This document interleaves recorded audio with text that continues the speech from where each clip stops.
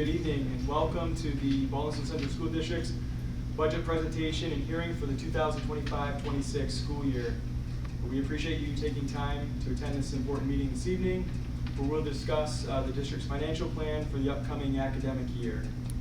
Tonight, we'll provide an overview of the proposed budget. This includes a detailed look at how our funds are allocated across various areas such as instruction, student support services, facilities, operations, maintenance, ensuring transparency and clarity in our financial planning. Before we get into the details, we'll have the opportunity to introduce you to the candidates running for the Board of Education. So at this time, I'm going to turn things over to Tiffany Turner, our clerk for the district.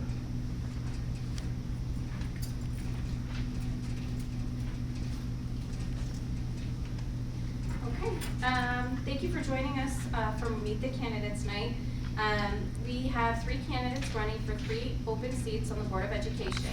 All 3 seats are for 3-year terms commencing July 1st, 2025 through June 30th, 2028. As clerk of the district, I'd like to remind each candidate that you will have 5 minutes to present, and I will give you a 1 minute warning. Please be respectful and conclude your statements in the time allotted. We will be holding candidates to the 5-minute time frame for parameters, and the microphone will be turned off after your allocated 5 minutes. During this meeting, the candidate's presentation, there is no opportunity for public comment. Just a reminder that if anyone has any questions concerning absentee ballots, they can call the business office at 315-638-6055. Following the Meet the Candidates presentation, we will immediately begin the public hearing for the 25-26 proposed spending plan. For that portion of the evening, we will be turning the microphone over to Dr. Joseph DeBarbery, Superintendent of Schools, and District Cabinet members. All Board of Education candidates will be called to speak in the order in which they appear on the ballot. A random drawing was held to determine the order of the names listed. Candidate order is Wayne Davison Jr., Thomas Bull, Sherry Sam Schraven. And I heard a rumor that we might be coming up together to speak. Yeah, can we just do 15 minutes? Sure. Yes. Half hour. And also, from the audience, if you want to clap, you can clap, and hoorah. You said no comments. Okay. Thank you. You can come up.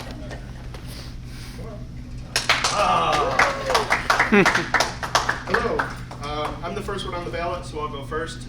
Wayne Davison Jr., not to be confused with my dad, who also lives in Bevo. I ran for the board 3 years ago, really not knowing what I was doing or just, learning how the school district works. My son graduated from high school 3 years ago, and I wanted to stay involved with the school district. I was very involved with him in his education and his extracurriculars, so I wanted to stay involved and give back, and this is kind of how I got involved. So the past 3 years have been a great learning experience. From the current board members to the future board members to past board members, every conversation, everything I've tried to learn from them. As soon as I joined the board, I tried to be as active as I could, joining several different committees. I'll list them all here, they're in my little bio thing too. But DEI, technology, wellness, audit committee, communication, that doesn't exist anymore I don't think, facilities, policy committee, and I think most importantly was the strategic planning committee. And I think that was really good because it allowed me to kind of get a bigger picture of what our goals were. And our administrative team has aligned our goals with that strategic plan, which I think is great to have everything in order and kind of going in the same direction. So I'll let you do your part. Oh, okay. Good evening, everybody. My name is Tom Bull. I'm running for re-election, obviously. I was appointed to the board back in January 2024, and then I ran for the board last May. I came in 4th, so that's why I'm here, because that was only a 1-year term. But for the past year and a half, the experiences that I've had with the board have been exceptional. They've been, to me, something that has, I think as an educator, has made me a stronger, a more committed individual in the community in regards to making Baldwinsville schools the best they can be. I've taught my background professionally. I taught for 21 years in a neighboring school district. From the 21 years until this point, I have been at Syracuse University as a teaching professor, director of field relations, and I also run a program that has our student teachers down in New York City. What I really appreciate about my job is it gives me an opportunity to be in and out of schools, not just schools in Central New York, but schools in New York City. And the thing that I've come to the conclusion on over the past year and a half, actually I knew this when my son was going to school here and we were part of the school community as parents, is that we have an exceptional school district. And I think sometimes we don't know it as much. I get the opportunity to see what other folks are doing in other places, and that comparison to me and what I see in the schools in Baldwinsville is just exceptional. So I get the opportunity to work with teachers, administrators, and most importantly, families and students. Personally, I've lived in Beeville for 30 years. I have a wife who's a retired teacher. Her name is Nikki, and I have a son, Sam, who graduated in 2016, who went to Newhouse at SU and is a television producer down in Pittsburgh. I went and visited him the last couple of days. I'm still tired, but that's okay. So anyway, speaking about this speech, what I thought about was, I wanted to approach it in a couple of different ways. I wanted to think about, so what characteristics do I have that make me somebody that's, I think, a benefit to the Board of Education? And then, why is it that I want to continue to be on the Board of Education? And as I thought about it, it made me think about something I tell my pre-service teachers, my student teachers, in regards to sort of what characteristics do we want to see in future educators? In other words, what should they strive to be? Do you have a 1-minute warning, Mr. Oh, good Ball? Lord. So here's what they are. Ready for it? Really? Only 1 minute? Holy cow, really? No, guys, no question and answers. Sorry about that, folks. So here's what they are. Ready for it? Here's the things. I think this is what I tell my students. And I'm going to throw a little B in there, because B. First thing is the ability to be communicative. It's super important for us, and these are the things that I think that we do well as a Board of Education, and I think these are things that I try to work on all the time. Be communicative. Make sure the communication that you give out is clear, concise, timely, and accessible to people. We know people communicate in a lot of different ways. The second one is collaborative. Be collaborative, right? So there's no way you could do anything professionally, or especially with the Board of Education, without being collaborative. And that means with each other, it means with the school and the community, and it also means with some of the professionals that work here. I have the great opportunity to have Vinny and Dan come up and talk to my students about unions. I had Susie Kick and Lauren Campbell come in and talk about co-teaching. That collaboration is super important. And then the third piece, maybe the most important thing I say to my students, is you need to be critically reflective. What we do is fluid. It changes all the time because we are in a school community that represents lots of voices. So the idea of... I'm sorry, your time is up. Okay. Vote for us.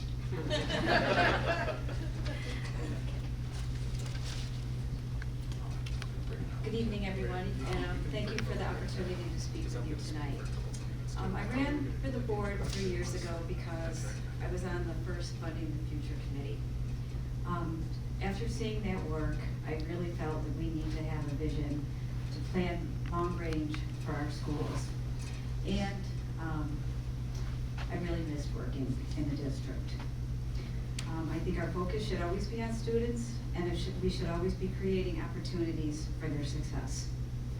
I've lived in Beeville for over 40 years with my husband Tom, and along with my 2 daughters, who are all graduates of Baker High School.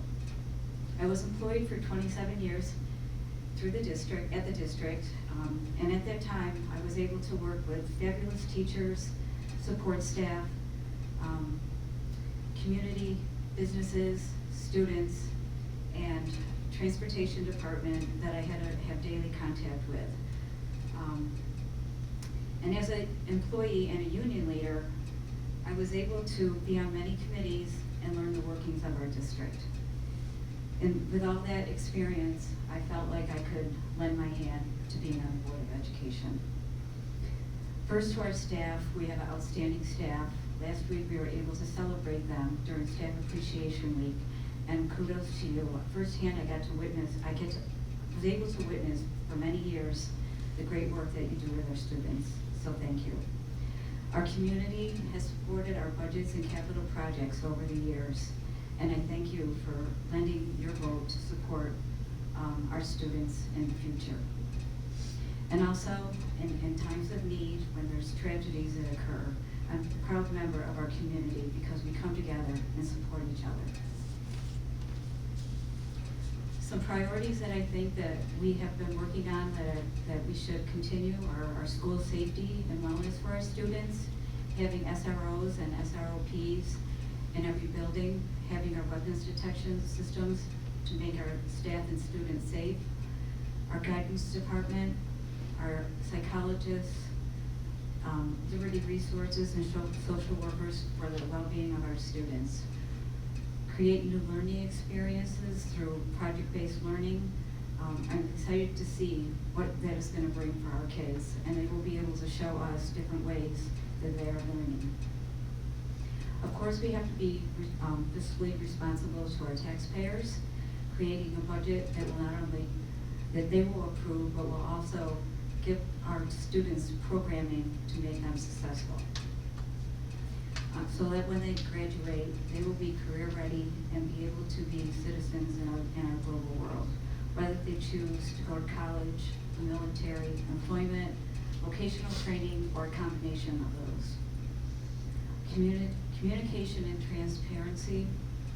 I think our district communicates well through our communications of the Hive, our website, social media, transparency at board meetings, and through our work sessions, that we can dive deep into discussion and figure out what our district needs and what we can provide for our students.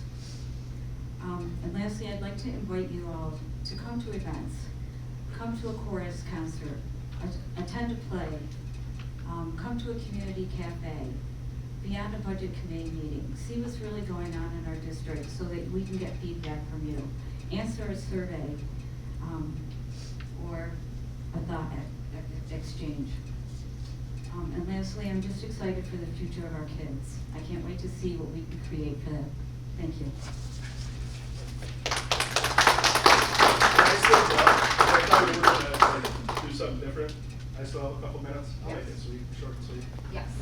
So apparently communication on this plan wasn't as good as the communication at our meetings. I thought we were going to kind of go a minute at a time, back and forth, kind of round robin thing, but I know, I'll just get my stuff in quick. So things that I'm kind of focused on, kind of like Sam just mentioned, is getting more community engagement and community feedback. I think that right now we do a good job with that through the community cafes. We also have the thought exchanges, surveys, and we're going to have an exit poll after you vote on next Tuesday. Also elevating the student voice, getting students more involved with their civic duties, coming to meetings, being a part, taking a part in the meetings, with our ex officios, and also by seeing what other districts are doing that we can bring into our district here. Sources of Strength is a group that we're in the process of bringing here that I saw at one of the conferences we attended that allows students to work together and to get their voices heard throughout the district. And can you pull the PowerPoint up I sent you real quick so that we can, I'm just kidding. All right, so I guess we'll close on that. It was a Wayne sandwich. You got me at the beginning, at the end. Tom, did you want to add anything before? We wanted to do this because we're all running together. We're all here to, support the district and support our staff and support having a safe and welcoming environment for our community and the staff and students. So that's our goal together. So hopefully you all vote for all of us next week. Thank you.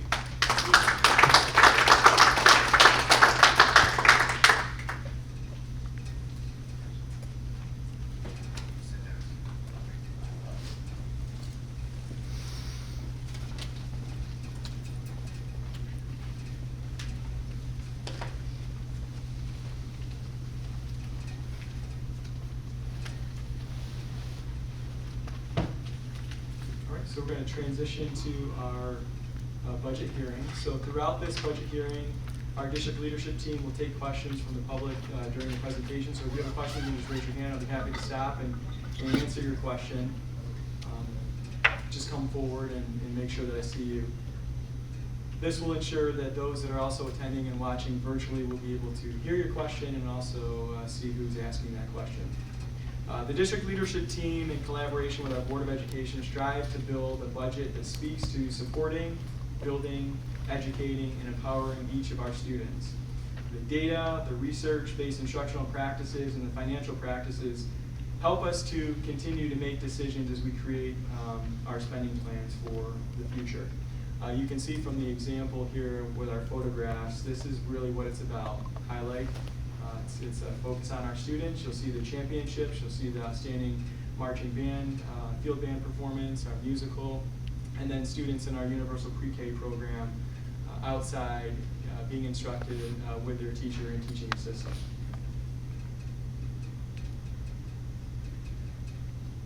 It's important for our taxpayers and community members to also understand that our district's mission and vision guide our work. These statements serve as a primary focus for our leadership team and Board of Education as we work together to develop the proposed 2025-26 spending plan.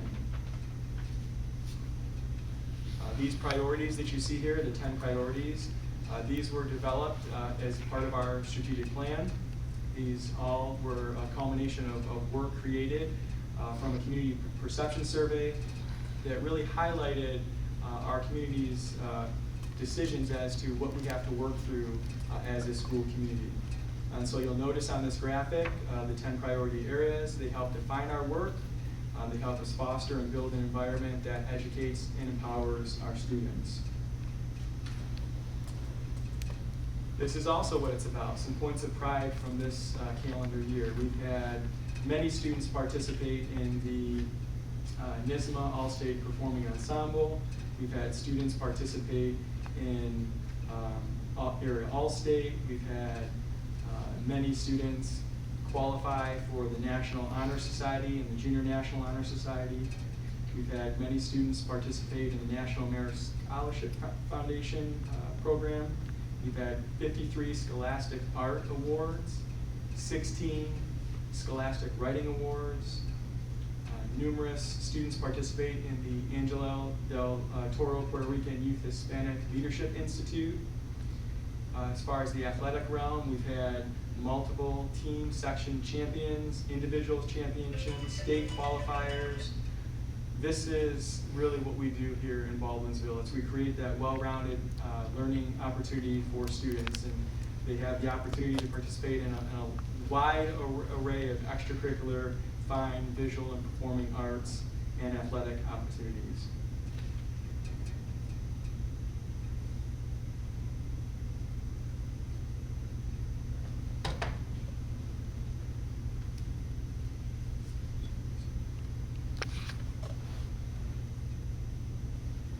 As I mentioned before, it's all about our students. A couple of our board candidates said the same thing. This is why we're here. This is our current district enrollment. We've got just around 5,400 students who are in-district students participating in our programs. We serve students in grades PK to 12, and we also have some students labeled as having a disability who attend our schools beyond grade 12. Our budget development process begins back in September when the board adopts our budget calendar. You can see from this graphic the variety of stakeholder input that we receive and how we develop this budget, this proposed spending plan over the course of the academic year.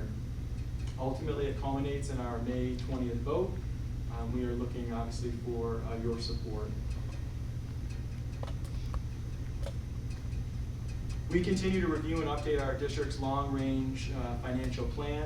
We're proud of the fact that we have a comprehensive fund balance management plan. The additional reserves helps us plan and prepare for future expenditures and budgets. You may or may not know this, but each year the Board of Education and our audit committee reviews and approves our fund balance management plan, and we're thankful for the community support. Our proposed budget has been put together utilizing both our fund management, balance management plan and our long-range financial planning. This is a breakdown of our proposed 2025-26 budget, which is a total of just over $142.5 million. The graphic provides that breakdown for our key areas of spending. I think it's important to point out, based on community feedback, what we've heard, what do we spend on the fine and performing arts and athletics. And in this proposed budget, where it's been different in years past, we are consistent. We are right around the same dollar amount per spending per pupil for those students participating in our fine and performing arts as well as our athletics. So that is one thing that we're extremely proud of. We are required to present the budget in three parts: the program, the administrative, and the capital component. We're going to first begin with the program component. It is the largest component of our budget, representing just over 77% of our overall budget. This spending plan maintains all instructional and extracurricular programs and activities. There's flexibility also within this budget to expand opportunities for students as we see fit, and also based on individual student needs. Again, another example of why we're here. We believe that participation in the visual and performing arts is an important part of our well-rounded education. And this budget supports a wide range of fine and performing arts opportunities for our students. This slide gives us a more detailed breakdown of our program component. Shows the specific allocations for areas like regular school instruction, special education, athletics, transportation. Like most organizations, you'll see an increase in employee benefits based on health insurance costs and an increase in staff salaries based on contractual obligations. I do want to point out where there is a little bit of discrepancy. It's been brought to our attention from members of the community, a concern where they see a decrease in the proposed program component of our budget for students with disabilities. And what I think is important to point out to our school community is that during the 23-24 school year, our program component for students with disabilities was just over $14.5 million. So from the 23-24 to the 24-25 school year, we increased our students with disabilities budget line by $2.25 million. And so where you see a reduction in this proposed spending plan, it is because we have two students given that large increase, about a 15.5% increase from 23-24 to 24-25. We do have two students, because it is program driven, but we have students that are aging out and they're in high cost programs out of state that are no longer going to be supported in the 25-26 budget because they're moving on with graduation. So I just wanted that clarified for those in the community because I think it's important. Yes? Just clarification on that. So you're saying that the 200 and some odd thousand cut is because two students are graduating? Yes. Two Okay. high-cost students that attend programs, one out-of-state, one in-state, residential, not within our in-district programs. Okay. And that was something that was shared with the board and during our budget advisory committee meetings when our director of pupil personnel services and our assistant superintendent for student services provided those updates during those budget work sessions. Other than that, you'll see pretty consistent changes in upgrade or contractual updates, percentage increases across the board for all of the program components. Again, another reason why we're here, this is our athletic programs. We had significant, just like we're proud of our visual and performing arts students, we're equally proud of our students and our student athletes. This past fall, we celebrated many Section 3 championship titles by individual athletes and teams. We'll shift to the administrative component. The administrative portion of our budget supports the necessary functions of our district, including the Board of Education, district leadership, superintendent's office, human resources, business operations, staff development, and it also includes our building and district level leadership. So our principals, assistant principals, and our learning coaches from the staff development lens of our district. It accounts for just over 8% of our total budget. And as a district, we are extremely proud of the fact that we spend the least amount per pupil on administrative costs, meaning that we have the lowest per pupil administrative costs when comparing ourselves to all of the other 23 component districts within our OCM-BOCES region. Here is a more detailed breakdown of those 25-26 costs. Again, you'll see that budget to budget decrease overall percentage. So just over $110 million increase overall in the administrative component. Next, we're going to shift over to our capital component, just under 15% of our overall budget. This area focuses on maintaining our safe and healthy learning environment and includes expenses for facilities, debt service, property tax refunds. We greatly appreciate the community support in maintaining and improving, enhancing our facilities. The overwhelming support that we received recently with the passage of that historic multi-year capital improvement project is greatly appreciated. What I also want to point out is that where we do see a rise in our capital component, you'll see this on the next slide here. You'll see that debt service increasing pretty significantly. I think it's important for our community to understand that that increase in about $3 million in debt service has a corresponding state aid. Because of the projects that we have previously approved, we get state aid for that work. And so where we see an increase in debt service, we have the corresponding aid that will offset those costs. So I think that's important to point out to those voters as they are going to the polls. Our capital project and our capital outlay project for this budget includes work at Baker High School. What's important to point out with the capital outlay project, we're allowed to do a $100,000 project each year. And this year, we are proposing work on the stair treads at Baker High School. So we get about 85 cents, 85.5 cents on a dollar back for this work. So it's very beneficial for the district to take advantage of our capital outlays. There's the breakdown of our budget with all three components on the screen. You'll see the total budget to budget increase of 5.57% increase. Again, going back to that debt service, that's not to say that we're increasing our budget. That seems like a pretty significant jump. But when we take out debt service, we're really looking at about a 3% increase budget to budget, which is in a line with CPI and Consumer Price Index.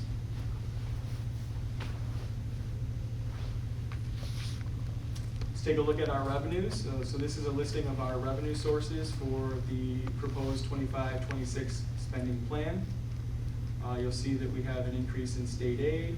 You'll see the increase in building aid. And you'll see some use of our reserves.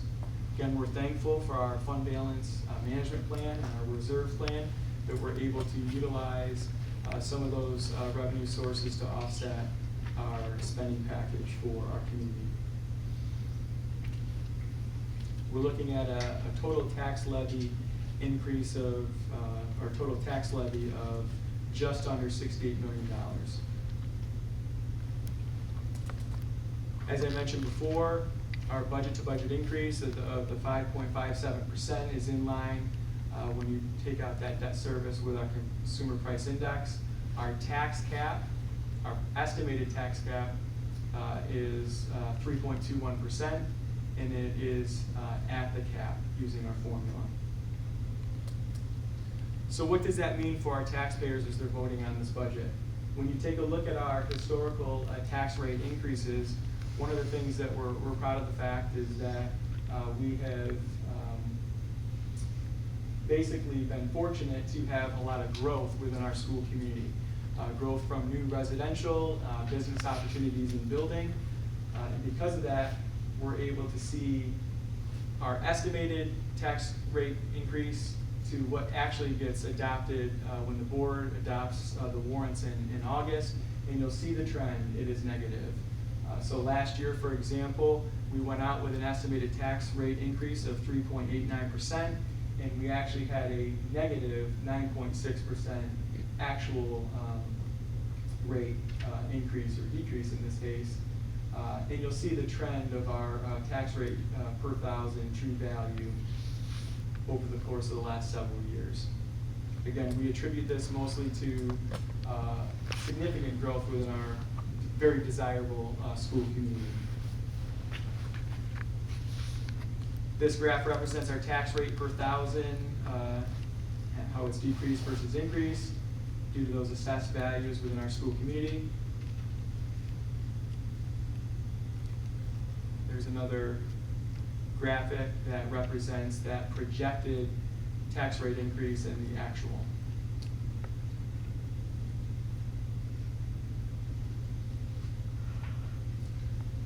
As we've stated hopefully throughout this presentation, I feel strongly that this spending plan does provide opportunities for our students and staff. It creates an array of experiences, courses, activities that set students up for success. Our district's leadership team and the Board of Education are committed to allocating the necessary resources for all students to succeed. And again, these are some examples of those student successes over the course of the 24-25 school year. So now what happens if the budget is not approved by voters? We have three options, and those three options are there. We can put the budget back up for a revote, we can reduce that budget and ask for a revote, or we can adopt what is called a contingent budget. If we were to adopt a contingent budget, that would have significant impacts, including a freeze on the tax levy, restrictions on spending, and the elimination of community use of school facilities unless we are going to charge our community for those spaces. Proposition 2 on the ballot on May 20th will be for the purchase of 14 internal combustion student transportation vehicles or buses to a cost not to exceed $2.8 million. We have quite a comprehensive bus replacement plan. We utilize our buses anywhere from 10 to 12 years. So we have a great mechanics crew here in this facility that does a wonderful job of making sure that our buses are well maintained. But it's important for us to continue replacing our vehicles. We have well over 125 full-size school buses, and for us to purchase 14 to keep that replacement plan moving forward is important.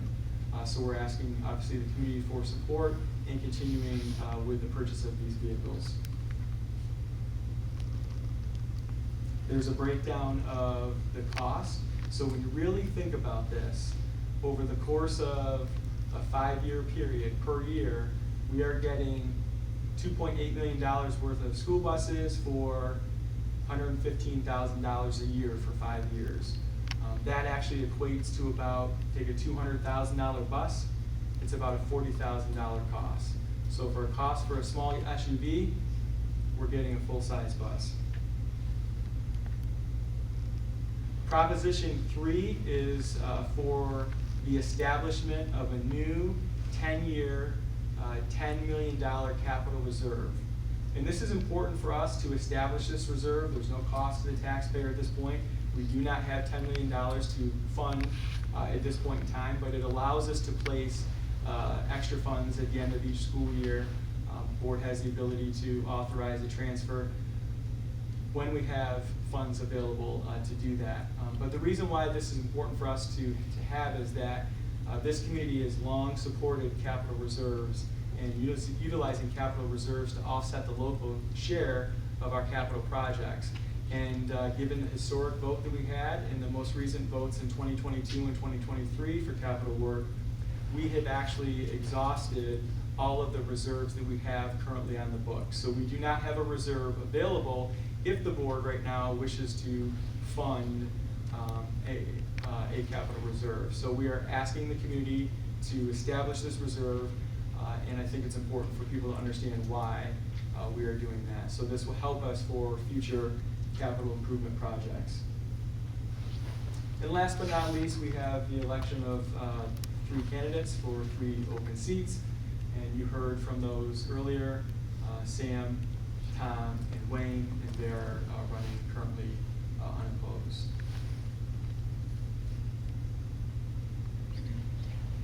Our public budget vote is Tuesday, May 20th, 6 a.m. to 9 p.m.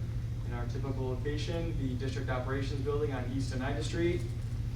We would encourage you to come out and vote, support our students. And remember that we are obviously all here for them. And I thank you for your time. I thank you for supporting our students. Go Bees.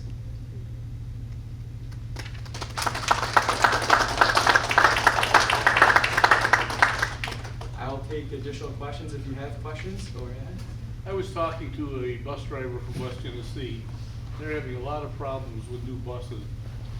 Door hardware falling apart and bad seals and all kinds of things. Do these go out to bid, or will we be able to purchase what we have had in the past that is exceptional? Yep, so we actually have quotes, and we base it on the quotes that we receive. We use a traditional, the same vendor, the same style bus, so that makes it easier. We can personalize to specific requests that we have. So we don't have multiple vendors. We stick to one. There may be different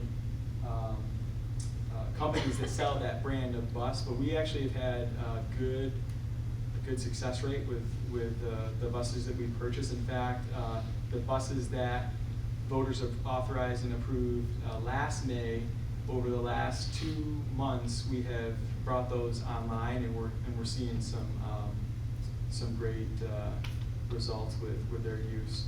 The newer buses, to be in line with some of the new mandates for our indoor facilities, we do have air conditioning being added to all of our buses when we purchase a new vehicle. So those that are on those buses right now are certainly benefiting, especially on a day like today. Other questions? Yes? So you sort of addressed the decrease in spending for special education, but in general, why would we need to decrease that when the needs of our students are increasing and our general ed students are also being impacted by that? So we actually, as I mentioned before, we increased our budget $2.25 million last year, so there was additional fund balance within those students with disabilities budget lines, because we had additional revenue coming from New York State. We saw a significant increase in state aid last year because we received more foundation aid than we've had in prior years. And so we had extra funds within that budget line. And so looking at it, we only carry so much moving forward as far as fund balance, and we certainly could have left it there and pulled it out of another area, but we feel that we're comfortable with the amount of funding that we have for our programs. So that means that this current level of services that we are providing for special education will be stagnant for the next year? All Increase. of our programs are maintained in this proposed spending plan. We have additional funding available as student needs change. So we get a lot of students coming into the district over the course of a year. I think it's because of the high quality programming that we provide our students, and so we have a lot of interest. Based on student need, we adjust our spending. So we have fund balance within our students with disabilities budget lines in order to cover any needs as students move in or out. So if we have a need for additional teaching assistant support, we have funding available within our budget in this proposed plan to increase those supports for students. So it's a give and take over the course of the year, and it is all student driven. Yes? So then we could just refer to this meeting and to what you're saying as a parent with a child with disability, that when I say, or a doctor says, no, this child needs this service, and the response is, we don't have it in the budget, we don't have it, then I'll say, well, I'm sorry, because Dr.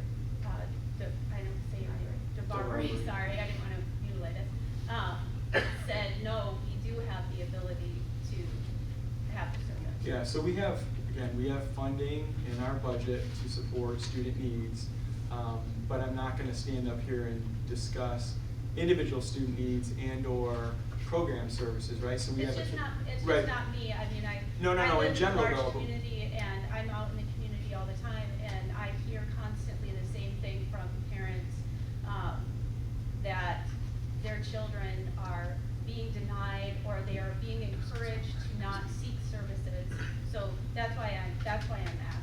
Yeah, so I would, I would say if somebody has a concern, that certainly Carrie and our student services office can work through.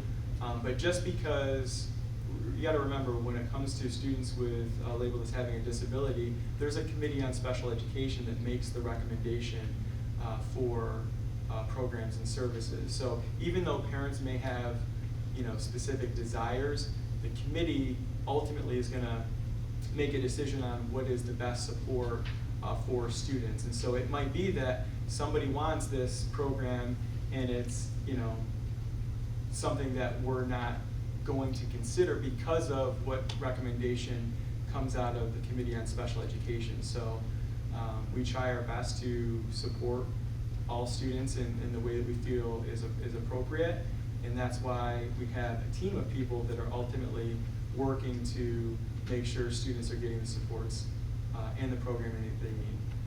It is quite difficult to get your student to that committee though, because of the process within the school of, the response to intervention and those different things. To actually get your student to be looked at by the committee is not a quick process, and parents are often being told though, oh, well, we have to continue to watch, or we have to continue to look, or we have to do this.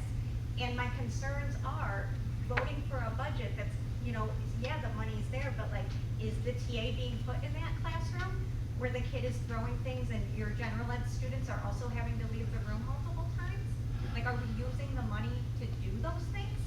Yeah, so we are a very inclusive school setting, school environment. We promote inclusivity. We have integrated co-teaching within our building. So we're going to have students that have a variety of needs, but we also know that that is ultimately one of the least restrictive environments, and we find that to be important.